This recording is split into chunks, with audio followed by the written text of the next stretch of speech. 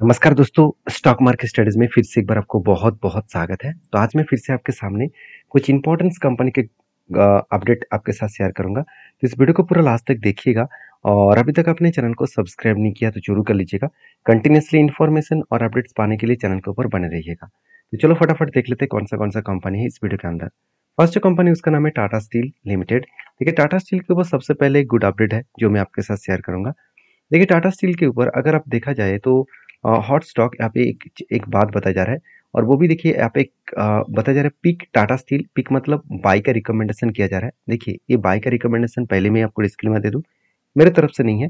By का decision किसने दिया वो मैं आपको बताऊंगा। देखिए Tata steel, oil India limited, Tamil Nadu जो न्यूज प्रिंट है, इस तीनों कंपनी के ऊपर बाई का यहाँ पे रिकमेंडेशन किया जा रहा है।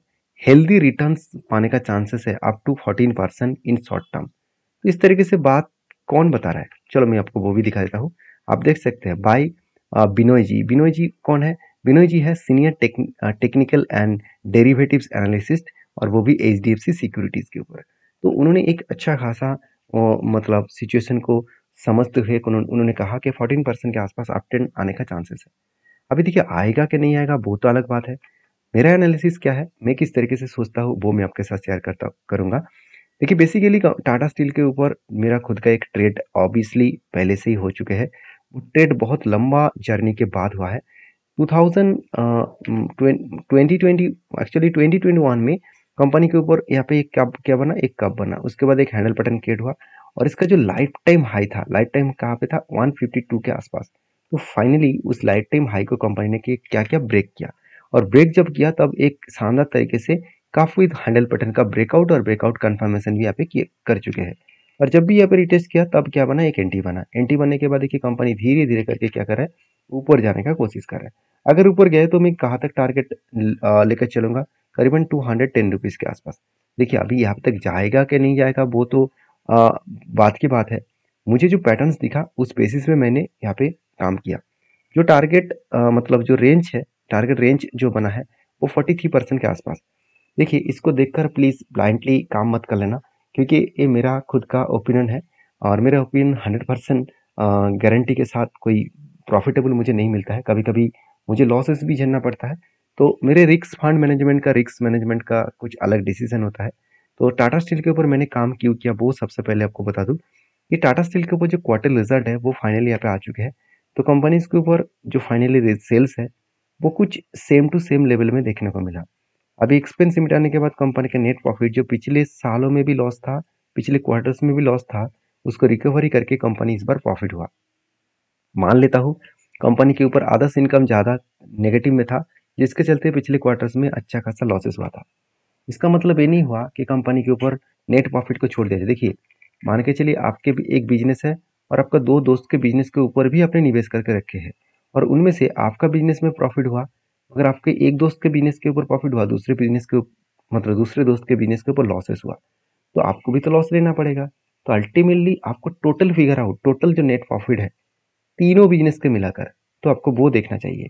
तो तीनों बिजनेस को मिलाकर जो प्रॉफिटेबिलिटी है वो ऑब्वियसली पॉजिटिव है। शायद इसी कारण की वजह से शेयर में अप 10 टारगेट बिनो मतलब विजय जी ने किया है, तो सॉरी बिनोय जी ने किया है। तो बेसिकली टारगेट होगा कि नहीं होगा वो तो बाद में पता चलेगा।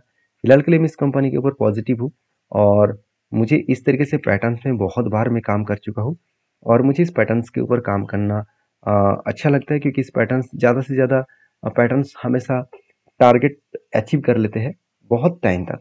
ऐसे नहीं कि 100% टारगेट अचीव होता है। बहुत सारे कंपनीज के ऊपर अभी भी लॉसेस भी चल रहा है, जैसे इजी टी प्लानर के ऊपर, जैसे जुबिलियन फूड के ऊपर। इस तरीके से पैटर्न्स के ऊपर ही मैंने काम कर चुका हूँ। मतलब मेरा काम अभी भी कंटिन्यू है।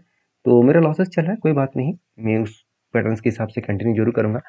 तो बेसिकली कंपनीज के ऊपर आपकी क्या राय है जरूर मुझे कमेंट्स करके बताना। नेक्स्ट जो कंपनी उसका नाम है वेदांता लिमिटेड। देखिए वेदांता लिमिटेड के बारे में बात करूँ तो वीडल जो है वो एक ऐसी कंपनी है जिसके ऊपर ग्रोथ होने का चांसेस धीरे धीरे करके बढ़ता हुआ देखने को मिला है। देखिए मुझे इस कंपनी के ऊपर एक डेटा आपको दिखाना है जो मैंने खुद ट्रेड लिया था। वो ट्रेड किस तरीके से बना था आप खुद ही देख सकते हैं। यहाँ देखिए, यहाँ पे देखिए जो मैं अभी आपको बता रहा था कि कप विद हैंडल पैटर्न कितना स्ट्रांग होता है। तो कप बनने के बाद क्या बना, एक हैंडल बना, दूसरा एक हैंडल बना और फाइनली जब ब्रेकआउट हुआ उसके बाद रुकने का नाम ही नहीं लिया और इजीली टारगेट का अचीव किया। और टारगेट कोई छोटा मोटा टारगेट नहीं था, अराउंड अराउंड 27% के आसपास टारगेट था। बेस्ट तरीके से टारगेट यहाँ पे देखने को मिले। और टारगेट होने के बाद मैंने आपको ये भी बताया कि कंपनी जिस तरीके से भागे जा रहा है, कंपनी इसका लाइफ टाइम जो हाई है उस लेवल तक जाने का कोशिश करेंगे। इसका लाइफ टाइम हाई कौन सा है? लाइफ टाइम हाई है ये रेंज 439 टू 40 रुपीज के आसपास।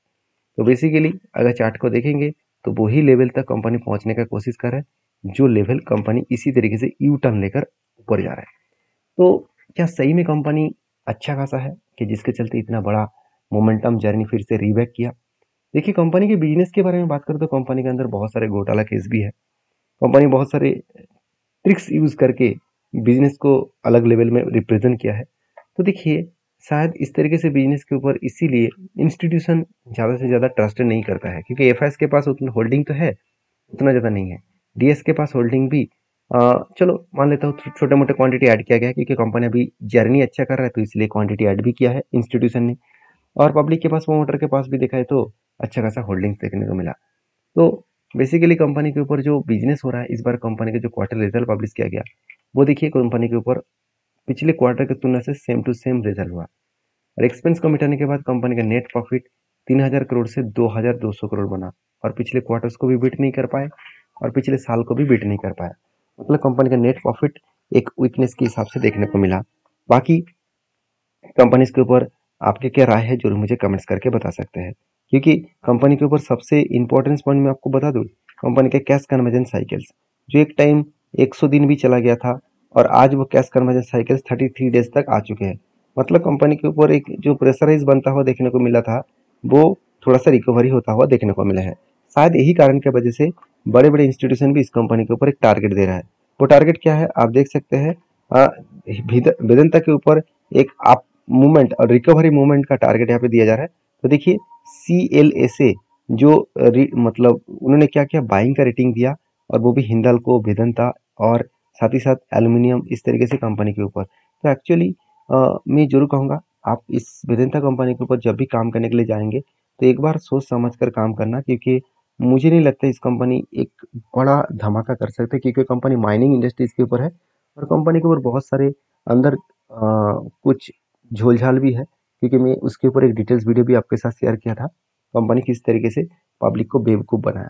तो देखिए, नेक्स्ट जो कंपनी है उसका नाम है अवेन्यू सुपरमार्ट। देखिए, अवेन्यू सुपरमार्ट जिसको डीमार्ट नाम से हम लोग जानते हैं, तो कंपनी के ऊपर जो सोचा जा रहा था कि कंपनी का जो क्वार्टर रिजल्ट है, इस बार कंपनी का रिजल्ट अच्छा आएगा।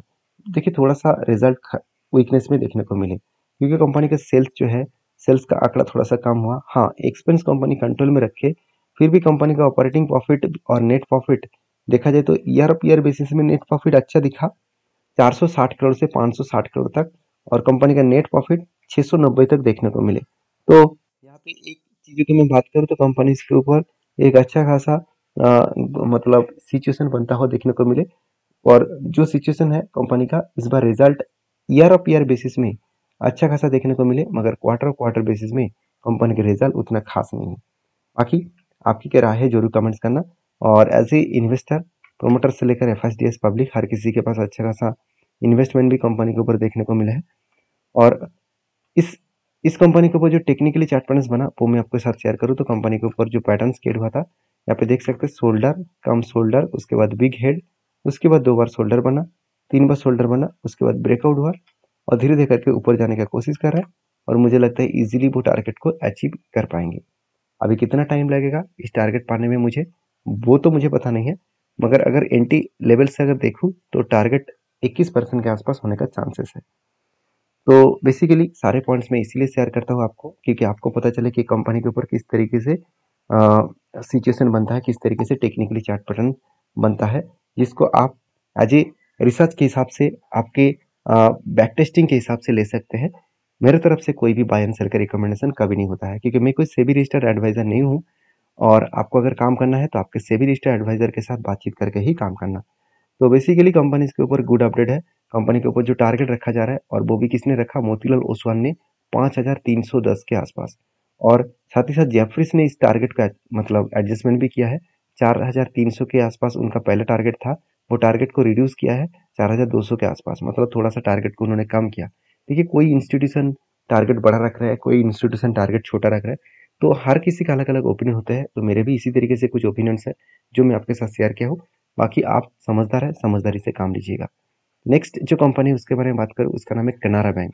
देखिए कनारा बैंक के बारे में बात करूँ, सबसे पहले कंपनी के क्वार्टर रिजल्ट के बारे में बात करूँ, तो कंपनी के क्वार्टर रिजल्ट अभी तक नहीं आया, तो साल भर में कंपनी धमाका इस बार सेल्स जनरेट किया, और जिसके चलते कंपनी का नेट प्रॉफिट भी इस बार हाईएस्ट देखने को मिलेगा।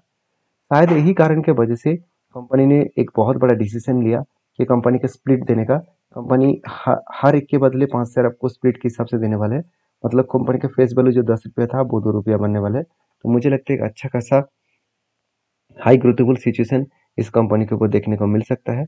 बाकी आपकी क्या राय है जरूर मुझे कमेंट्स करना, और इस सारे इन्फॉर्मेशन को एक बार रिसर्च करके ही काम करना। मिलते हैं नेक्स्ट वीडियो में, तब तक के लिए धन्यवाद।